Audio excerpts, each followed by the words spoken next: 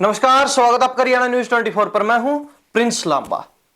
बांगर की सबसे hot seat जो आने वाले चुनाव में यानी कि 2024 के विधानसभा चुनाव में होने वाली है, सबसे ज्यादा घमासान जिस सीट पर मचने वाला है वो है कलायत। और कहीं ना कहीं तमाम राजनीतिक दल, तमाम पार्टियां इस सीट को हासिल करना चाहती है, हासिल करने की मंशा रखे हुए हैं।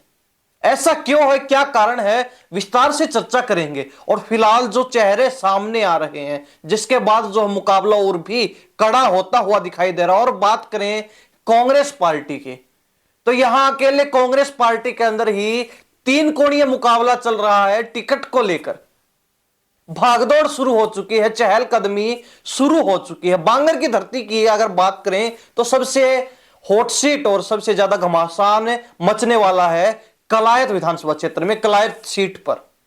इसी मामले को लेकर आज विस्तार से चर्चा करेंगे और एक बार फिर हरियाणा की राजनीति से जुड़ी हुई एक बड़ी खबर आपके सामने लेकर हाजिर हुए हैं। अब अगर कलायत को लेकर बातचीत करें तो तमाम पार्टियां जो है, तमाम राजनीतिक दल जो है चौकन्ने हो चुके हैं। अगर बात करें बीजेपी की तो फिलहाल कमलेश ढांडा जो हरियाणा सरकार में मंत्री हैं, वो वहां से विधायक हैं। तो कहीं ना कहीं बीजेपी भी नहीं चाहेगी कि आने वाले चुनाव में यानी कि 2024 के विधानसभा चुनाव में कलायत सीट हमारे हाथ से निकले। तो वहीं जेजेपी फिलहाल गठबंधन में है बीजेपी के साथ हरियाणा के अंदर, तो लगातार अपने प्रयास भी कर रही है कि किसी ना किसी तरीके से हमारे ग्राफ को और भी अधिक बढ़ाया जा सके। विशेषकर बात करें अगर कलायत विधानसभा क्षेत्र की, कलायत सीट की। इसके बाद अगर बात करें कांग्रेस की, तो कांग्रेस के लिए बड़ी जो है महत्वपूर्ण ये सीट होने वाली है। तमाम दलों के लिए जो है एक साख का, एक प्रतिष्ठा का सवाल बन गई है कलायत सीट। कांग्रेस में अगर बात करें तो फिलहाल तीन ऐसे बड़े नाम सामने आ रहे हैं, जिन तीन नेताओं के बीच अब मुकाबला तीन कोणीय हो चुका है। और सीधे शब्दों में कहें तो रणदीप सिंह सुरजेवाला और भूपेंद्र सिंह हुड्डा की गरारी जो है इस विधानसभा क्षेत्र में, इस सीट पर आपस में अड़ने वाली है और जिसकी शुरुआत अभी से हो चुकी है। अब तमाम नेताओं को लेकर जो है बारी बारी विस्तार से चर्चा करेंगे, कौन से जो है चेहरे, कौन से नाम सक्रिय है फिलहाल और जो चर्चा बने हुए हैं कलायत विधानसभा क्षेत्र से, जिनके बीच मुकाबला बनता दिखाई दे रहा है आने वाले समय के लिए। तो सबसे पहला नाम आता है जयप्रकाश, जो हुड्डा के बेहद करीबी हैं, बड़े नजदीकी हैं और अपने बेटे को कलायत विधानसभा क्षेत्र से चुनाव लड़वाना चाहते हैं, कांग्रेस की टिकट पर विधायक बनाकर विधानसभा में भेजना चाहते हैं। ऐसा सपना जो है मन में रखे हुए हैं, लेकिन उनके लिए सबसे बड़ा रोड़ा जो है रणदीप सिंह सुरजेवाला बन गए हैं। हालांकि आपको बताते चलें 2014 में जयप्रकाश कलायत से निर्दलीय विधायक चुने गए थे। कांग्रेस से टिकट की मांग कर रहे थे, नहीं मिलती है तो निर्दलीय जो है पर्चा भर देते, चुनाव लड़ते हैं और जीत जाते हैं। पर आप अपने बेटे के लिए कलायत विधानसभा क्षेत्र से टिकट मांग रहे हैं, कांग्रेस की तरफ से टिकट की मांग है। और देखने वाली बात यह रहेगी क्या रणदीप सिंह सुरजेवाला जयप्रकाश को उनके बेटे के लिए, उनके परिवार के लिए टिकट लेने देते हैं या फिर नहीं देते हैं। लेकिन जहां तक देखा जाए तो रणदीप सिंह सुरजेवाला, भूपेंद्र सिंह हुड्डा की कहें या फिर जयप्रकाश की कहें, तो सबसे बड़ी काट है, सबसे बड़ा जो है उनके रास्ते का रोड़ा बन चुके हैं। क्योंकि उन्होंने हाल ही में कलायत विधानसभा क्षेत्र से श्वेता ढुल को कांग्रेस के अंदर एंट्री करवा दी, शामिल करवा दिया और कहीं ना कहीं उनको आश्वस्त कर दिया गया कि आने वाले समय में उनको टिकट दिलवाएंगे। तो लिहाजा यह तय है कि आने वाले समय में यहां घमासान देखने को मिलेगा। और घमासान सिर्फ चुनाव का ही नहीं बल्कि टिकट वितरण में भी कांग्रेस के अंदर भी देखने को मिलेगा, यह तय है।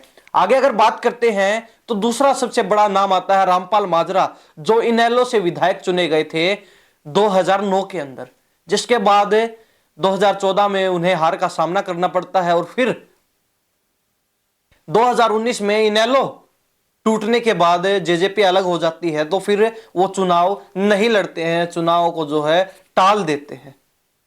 लेकिन अब उन्होंने ऐलान कर दिया है कि 2024 के चुनाव में किसी प्रकार की ढिलाई नहीं बरतेंगे। अभी से जो अपनी तैयारियों में जुट चुके हैं और लेकिन अंदर खाते से यह आवाज निकल कर आ रही है कि अब की बार वो निर्दलीय भी हो सकते, लेकिन प्राथमिकता उनकी कांग्रेस की तरफ ही है, कांग्रेस से टिकट की मांग कर रहे हैं। और कहा यह जाता है कि रामपाल माजरा रणदीप सिंह सुरजेवाला के बड़े करीबी हैं, कहीं ना कहीं बड़े अच्छे उनके जो है मैत्रीपूर्ण संबंध है रणदीप सिंह सुरजेवाला के साथ। और सुनने में यह भी आ रहा है, चर्चाएं हैं कि कलायत से कांग्रेस की टिकट दिलवाने के लिए रणदीप सिंह सुरजेवाला ने रामपाल माजरा को भरोसा भी दिलवा दिया था कि टिकट उन्हें ही मिलेगी। लेकिन अब जिस प्रकार श्वेता ढुल की कांग्रेस के अंदर एंट्री करवाई है रणदीप सिंह सुरजेवाला ने हाल ही में, उसके बाद से कहीं ना कहीं वो भरोसा टूट गया है। और अब रामपाल माजरा सिर्फ टिकट के भरोसे ही नहीं रहे हैं, उन्होंने अपनी निर्दलीय प्रत्याशी के रूप में भी तैयारियां शुरू कर दी हैं। यानी कि रामपाल माजरा दोनों तरीके से अपनी तैयारियों में जुट चुके हैं, पूरे जोर शोर से, पार्टी के तरीके से और निर्दलीय तरीके से, दोनों तरीकों से अपनी तैयारियों में जुट चुके हैं आने वाले समय के लिए, आने वाले चुनाव के लिए। अब अगर राजनीतिक पैठ की बात की जाए कलायत विधानसभा क्षेत्र में, कलायत सीट पर, तो जयप्रकाश और रामपाल माजरा दोनों ही नेता बड़े लंबे समय से राजनीति करते आए हैं, कलायत की राजनीति को देखते आए हैं, समझते आए हैं। और कहीं ना कहीं दोनों पिछले काफी लंबे समय से कलायत में आमने सामने भी रहे हैं राजनीतिक रूप से। दोनों के बीच जो है अक्सर कांटे की टक्कर चलती आई है। कभी जो है रामपाल माजरा का पलड़ा भारी रहता है तो कभी जयप्रकाश का पलड़ा भारी रहता है। लेकिन अब बात करें हुड्डा के भरोसेमंद सिपाही जयप्रकाश की, तो वो अपने बेटे के लिए टिकट की मांग कर रहे हैं। और ऐसे में अगर उनको कांग्रेस की टिकट नहीं मिलती है तो वो भी रामपाल माजरा की तरह निर्दलीय चुनाव लड़ सकते हैं, निर्दलीय जो चुनावी मैदान में उतर सकते हैं, जो पहले यानी कि 2014 के विधानसभा चुनाव में देखा भी जा चुका है। अब एक समीकरण यह भी बनता है कि अगर जयप्रकाश को कांग्रेस द्वारा कलायत की बजाय आदमपुर विधानसभा क्षेत्र में उतार दिया जाता है, जिस प्रकार उन्होंने अभी उपचुनाव भी लड़ा था और बीजेपी जेजेपी की साझा उम्मीदवार भव्य बिश्नोई को कांटे की टक्कर दी थी, उस चुनाव को देखते हुए, उन नतीजों को देखते हुए अगर कांग्रेस के द्वारा जयप्रकाश को आदमपुर विधानसभा क्षेत्र की कमान दी जाती है तो ऐसे में उन्हें मजबूरन कलायत विधानसभा क्षेत्र को छोड़ना पड़ेगा। और इस स्थिति में रामपाल माजरा कहीं ना कहीं अपना मैदान और भी पक्का कर पाएंगे, कर लेंगे, क्योंकि श्वेता ढुल की अगर बात करें तो वो अभी नए चेहरे हैं, लोगों के बीच वैसी पैठ नहीं है जैसी जयप्रकाश और रामपाल माजरा की है, लोगों के बीच वैसी पकड़ नहीं है। और साथ ही अगर बात करें तो नए चेहरे पर लोग इतनी जल्दी दांव भी नहीं लगाते। इस स्थिति में रामपाल माजरा कहीं ना कहीं मजबूत होंगे, लेकिन मायने यह भी रखता है कि टिकट किसे मिलती है, उसके बाद सारे समीकरण जो है बेहतर तरीके से तय हो पाएंगे। लेकिन घूम फिर कर निष्कर्ष यही निकलता है कि तमाम जितने भी राजनीतिक दल है, चाहे बीजेपी की बात हो, जेजेपी हो, इनेलो हो, कांग्रेस हो, कोई भी दल हो, सभी जो है कलायत की सीट को हासिल करना चाहते हैं। ये उमंग और ये जो है लालसा अपने मन में पाले हुए हैं कि कलायत विधानसभा क्षेत्र से इस बार तमाम राजनीतिक दल अपनी अपनी जीत पक्की किए हुए हैं। लेकिन चांसेस कांग्रेस के कुछ ज्यादा दिखाई दे रहे थे, पर कांग्रेस में भी अब मामला तीन कोणीय हो चुका है। एक तरफ जयप्रकाश अपने बेटे के लिए डिमांड कर रहे हैं कांग्रेस टिकट की, तो वही रामपाल माजरा अपने लिए डिमांड कर रहे हैं कांग्रेस टिकट की। तो अभी रणदीप सुरजेवाला ने भी हाल ही में श्वेता ढुल की एंट्री करवा दी है कांग्रेस के अंदर। 2024 का चुनाव दूर है, लेकिन उससे पहले रोचक घमासान यह भी होने वाला है कि कांग्रेस की टिकट मिलती किसे, क्योंकि मामला अब कलायत विधानसभा क्षेत्र के अंदर कलायत सीट पर तीन कोणीय हो चुका है, रामपाल माजरा, जयप्रकाश और श्वेता ढुल के बीच।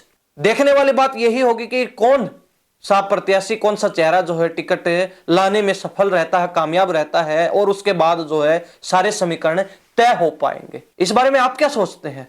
कमेंट में अपनी राय जरूर दे दीजिए। इन्हीं सब बातों के साथ मैं प्रिंस लांबा, हरियाणा न्यूज़ 24। नमस्कार, जय हिंद।